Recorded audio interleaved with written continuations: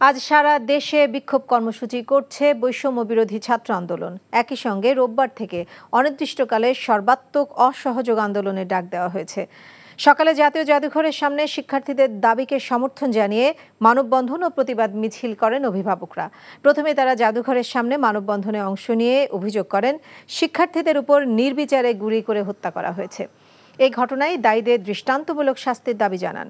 গ্রেপ্তারকৃত শিক্ষার্থীদের মুক্তিও চান অভিভাবকরা। পরে সেখান থেকে মিছিল নিয়ে কাটাবন হয়ে হোটেল সোনারগাঁয়ে গিয়ে শেষ হয়।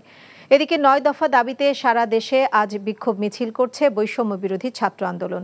শনিবার সারা দেশের প্রতিটি পাড়া মহল্লায়, প্রতিটি জায়গায় বিক্ষোভ কর্মসূচি পালিত হবে।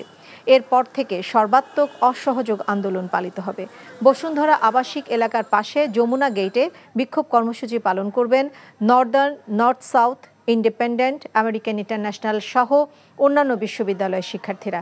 একই সময়ে BRAC, east West, Dhaka international, Ahsanullah বিজ্ঞান ও প্রযুক্তি বিশ্ববিদ্যালয়ের শিক্ষার্থীরা রামপুরা এলাকায় কর্মসূচি পালন করবেন। উত্তরা বিএনএস সেন্টারের সামনে Uttara university, city university, Manarat university সহ রাজুক কলেজের শিক্ষার্থীরা অবস্থান করবেন।